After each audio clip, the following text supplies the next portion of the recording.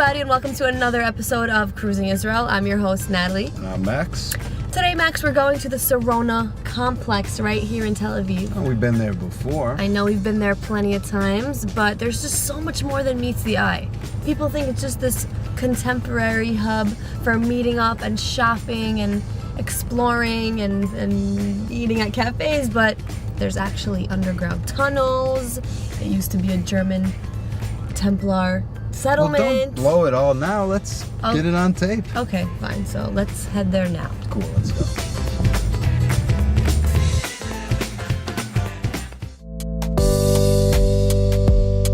The modern city of Tel Aviv is constantly growing and developing, bolstering its reputation of being the non-stop city. Just a few years ago, the newly renovated Sarona complex was born and quickly became the city's newest cultural hub. But you wouldn't believe that it dates back to 1871. It's a joint effort of several organizations and authorities that, thanks to the work of all of them together, we have Sarona today. You join historical sites and high-rise building. You have a park that you can enjoy the park and business, and of course we have lots of heritage. So this is just one of many sites here in Tel Aviv that show that new developments can coexist with historic buildings. So let's travel way back in time. What did this place used to look like all those years ago? This place used to be a farming community, a village. It was founded almost 150 years ago in 1871 by German Templars. They call themselves Templars because they had an ideology that they are going as Christians. They are going to come to the Holy Land and to build a new temple here in the Holy Land for the next arrival of their Messiah. At that time, the land was very much deserted, was almost empty and without roads, and their task was to cultivate the land and to prepare it to be the next temple for the arrival of the Messiah. So this was a thriving Christian community that lived here. How many original Templar buildings have been preserved? Today there are 36 buildings that have been preserved. Those German Christians who came here actually founded here a very typical German village. And therefore they brought with them the style and the architecture of the buildings they used to live in Germany. And they were the first one to have a kind of a design community. They took an architect to plan the place.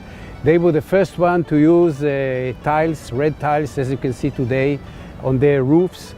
They used to have big houses because they were big families. And at that time, they were the only modern settlement in the Holy Land.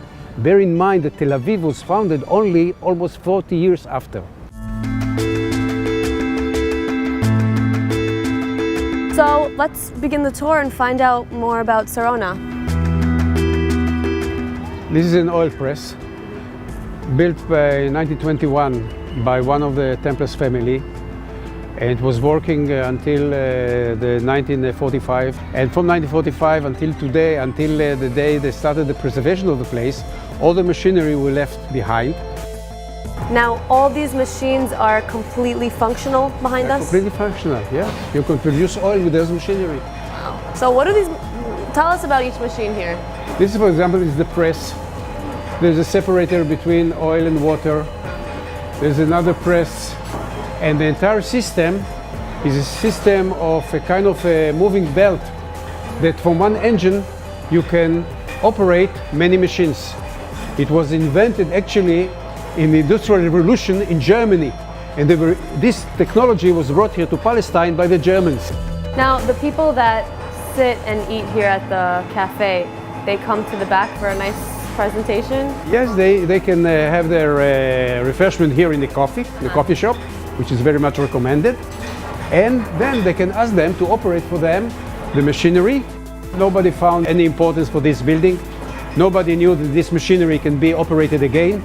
And therefore they decided this is a kind of a junk that should be removed away, and there's no use of this building, and they wanted to destroy it. And one of the sergeant majors of the army who knew about this treasure that lies here and need to be revealed, and he's the one who fought in order to preserve the place. These are the two wineries built on top of very deep wine cellars, and there is a tunnel connecting them. just under the ground. You would never know. Ooh, it's dark and spooky down here. Yeah, you see, this is one of the cellars. You have two very large cellars like this one, the one of the whiskey bar, one is here. From point of view of history, this was the place when the wine was aged in big barrels, was here, down here in this cellar. This is the very famous Templars tunnel. Oh my God, this is amazing. When you said tunnel, I didn't expect something like that. Yeah, you see? This is beautiful. Yeah, this is the famous Templars tunnel in Tel Aviv. It's a real tunnel. Wow, it's just under the surface. Who knew?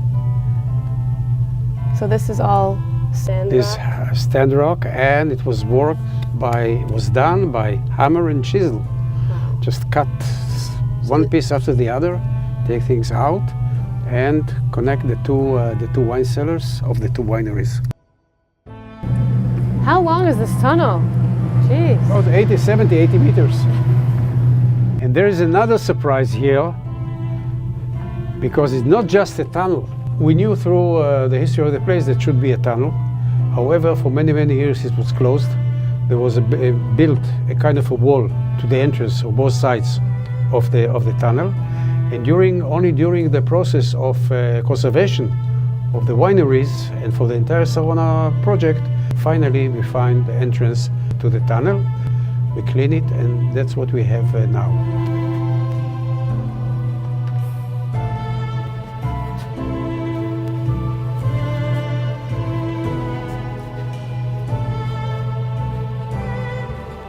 So now we're headed to the second wine cellar? Yes, the second wine cellar. Down here is the banqueting room of this restaurant, and here we can organize a nice surprise party. After going through the tunnel, music, have drinks, have refreshments, and people are quite surprised that suddenly they are coming out of the tunnel, inside a big party. That's the ultimate surprise. So this is not open to the public, it's just for people that want to throw... No, it's for private events that is organized by the restaurant from upstairs.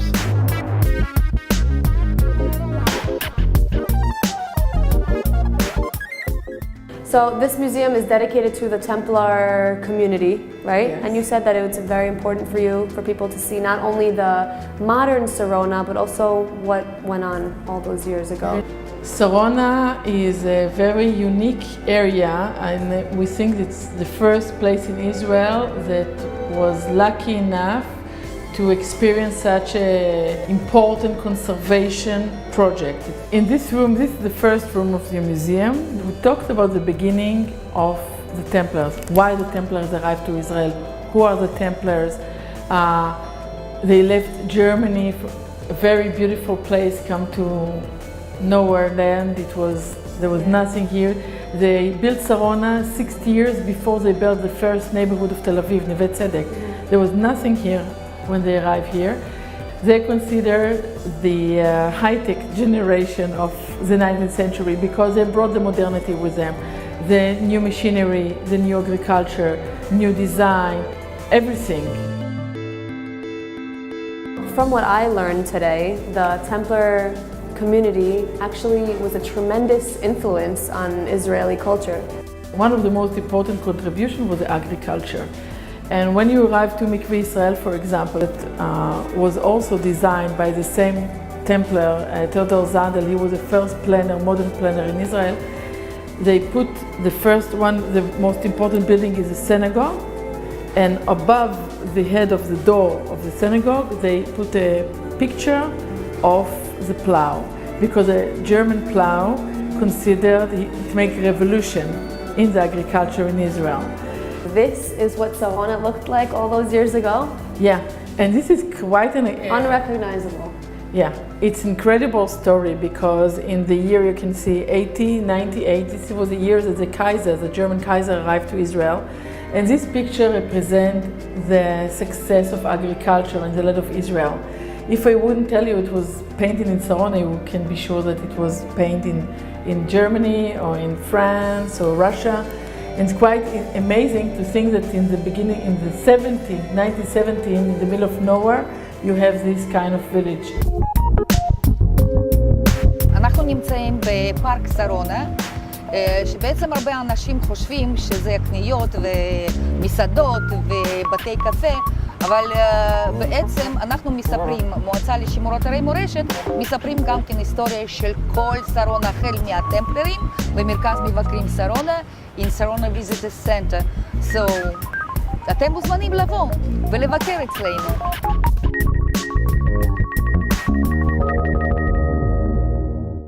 Historical sites, Also fun. also a good time, but I know that there comes a point in the week where you want nothing more than just a good cold beer. What about you? You also want that. Once the car's parked for the night, I too enjoy a nice cold You beverage. cannot make it throughout the week without at least one beer. Yeah. Do you know of a place? I do. Not only do I know of a place that has some great beer, but they have over 100 great beers, including the largest selection of beers on tap. in all Okay, of now you're Israel. talking my language, Max. All right, so let's put some suds in your face. Ready to go? Let's go. Let's do it.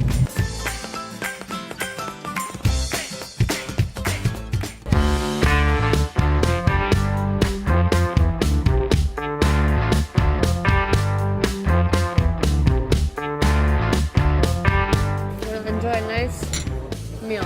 Drinking a nice cold beer is the perfect way to end a long day. And here at this American-style pub in the center of Tel Aviv, you can choose from 120 bottled and draft beers from all over the world. This is the bar with the largest variety of beers in Tel Aviv, am I right? Largest variety of beers on tap in Tel Aviv, actually. Okay, awesome. I'm happy we came here then. We arrived at the right place. Now, you don't only have local Israeli beers, you have beers from all over the world. Yeah, that's true. We got beers from the U.S., from Czech Republic. We got beers from pretty much all over. I have to say that I'm really happy that I moved to Israel right after the beer revolution, Yeah. with Israeli breweries popping up everywhere. Just started 10 years ago. So what am I drinking here? So basically you're drinking not an Israeli beer, it's called Weitzman, which is a great wheat beer made in the Czech Republic. Okay. And I'm having Kwak, which is a great Belgian beer. I'm liking this It's, cup over here. It's super weird and cool. So basically, because we have so many beers on tap, we need something to keep them fresh for a little longer than usual. Because usually, once you open up a keg of beer and you start drinking, it takes you about 3 or 4 days until the beer starts going bad. And that's not something you want. So keep all these beers fresh for a little longer. We have a very unique and interesting cooling room, so you guys are really welcome to join in. Yeah, let's go check that out. Cool, let's do it. Cheers. So this is the cooling room, guys. You can join me. Wow, it's like we're stepping into a refrigerator. I'm scared It's to get like locked a in. huge refrigerator. Wow, So it's pretty long. When does it end?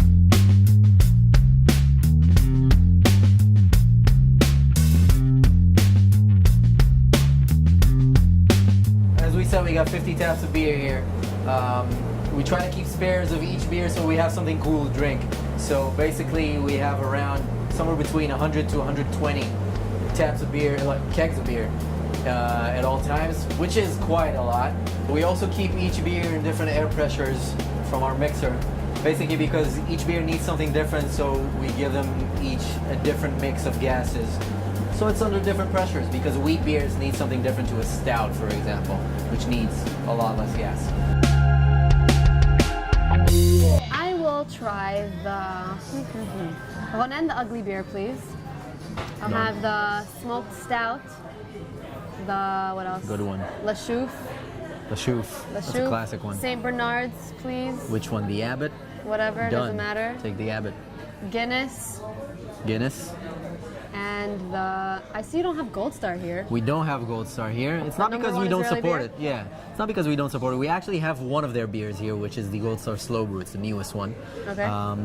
But everybody knows Gold Star. It's not why you would come to a place that has 50 Very taps of true. beer. You want to try something new. And the Moretto.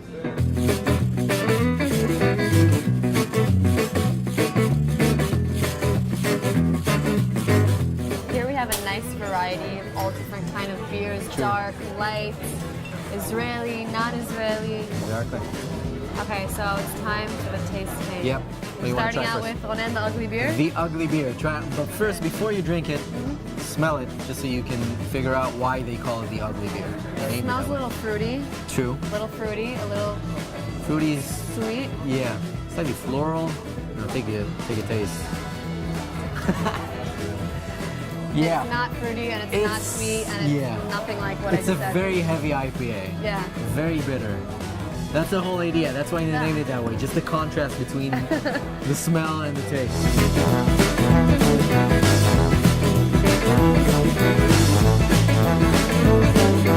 How about we head to the kitchen and make some food? Cool. All this beer is making me hungry. That's a good idea.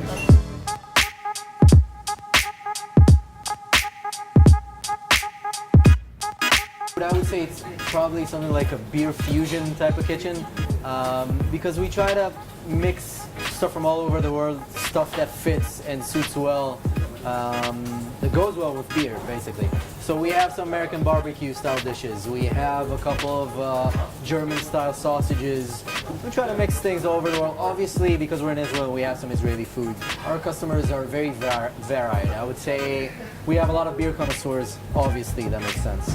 And also, we try to attract everybody that is looking for an interesting evening and a good time. Maybe a different experience to what they usually get at restaurants.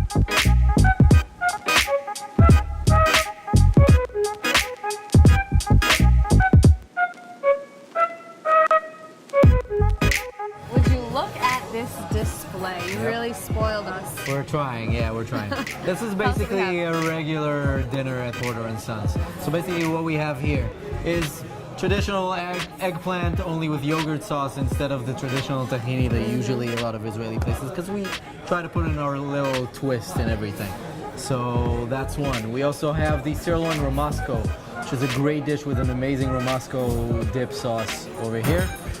We have the grilled sea brim over here, which is amazing. And one of my favorites, this is the goose confit. I just had to make it for you guys just so you can try it out because I think it's amazing. It all looks awesome. Where should I begin? Wow, the fish is amazing. Yeah. Great. It's like creamy, buttery, something. It's pretty soft. So do you have a beer a day? Try not to. Obviously, when I work here, I have to drink something, right? Because you also need to be familiar with everything we serve.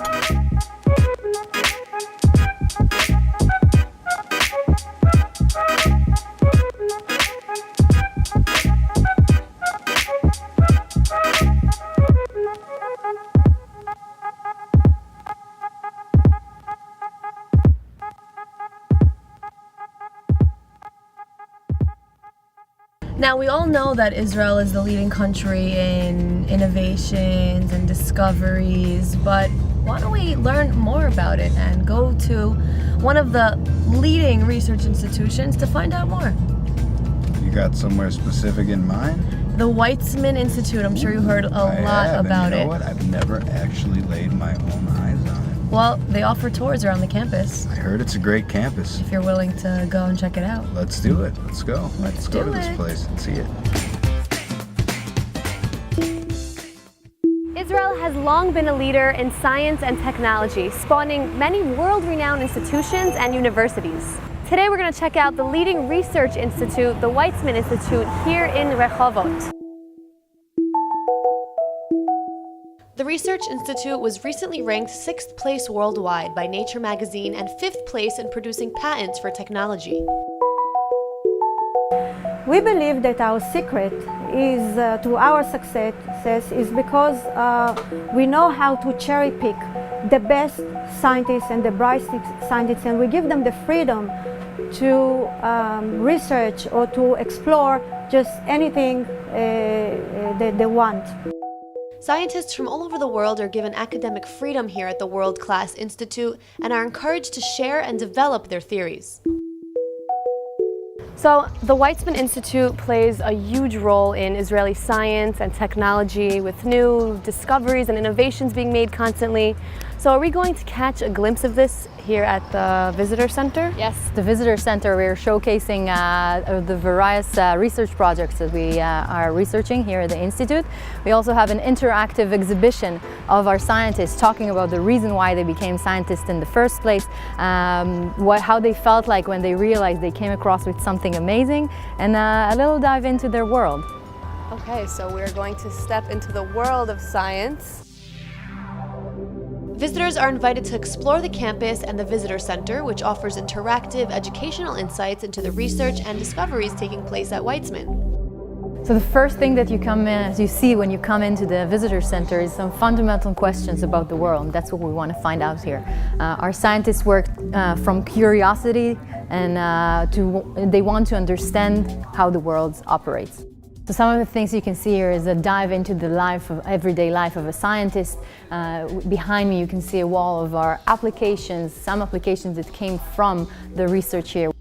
Every day in the Institute, science and students look for new ways to improve everyday life for all of humanity with innovative discoveries. Whether it's improving health and medicine or furthering the tool set researchers use to learn from the world around us, important work is taking place here. So our interdisciplinary table shows how the different faculties treat different subjects. For example, if you want to know what kind of research is being done in mathematics in the brain, you pull this into the brain area and you see a research product that is being done right now at the Institute. We have various types of visits here every day. We have families, we have groups of students, summer schools in the summer, and we have private visitors daily. We have donors, we have delegations, dignitaries. Really, we're welcoming everyone who is interested and passionate. We want to show our visitors that a scientist is not this weird person who has crazy hair and wears white robes. Scientists are people just like you and me, and if a kid sees a scientist, he can say, that's what I want to be when I grow up. He actually has a life outside of the lab. So maybe now we should get a chance to learn about Weitzman himself. Sure, we can also go to the Weitzman House, the official presidential residency of Dr. Chaim Weitzman, the first president of the State of Israel. So this is the Weitzman House. Basically, he lived here from 34 or 37 until the day he passed away in 52. And when he was elected the first president in 48, this was the official presidential residence. So this became a museum after he died? Yeah, after him and his wife passed away, the couple have left the house to the State of Israel, so we opened it up as a museum. This architectural gem was the first building to become an iconic house after going through a lengthy conservation process to preserve this national treasure for generations to come. The very interesting thing about the structure is it's one of the first Bauhaus design in Israel. Erich Mendelsohn, the architect, this is his first design in Israel. Of course, the pool was meant to be a cooling device. With the breeze from the Mediterranean will come, the water will cool down the air, and then they can open up the window and enjoy the weather. Unfortunately, it didn't really work since there's a high humidity here in Israel, but they still had a swimming pool.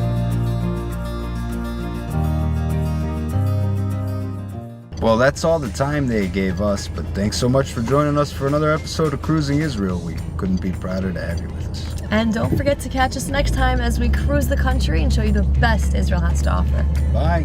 Bye-bye.